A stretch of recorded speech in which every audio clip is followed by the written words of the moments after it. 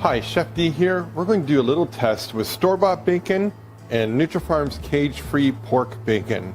So we're going to cook it in a fry pan. You're going to be able to see the moisture come out of it, and we'll go from there.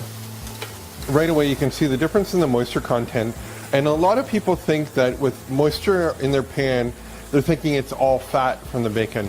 It's not necessarily true. What happens is that bacon is actually soaked in a brine mixture, and a lot of them sometimes put a lot more water in, and you can just see the water coming out right away, and there is nothing coming out other than a little bit. You can see the glisten of the fat, but that's all water.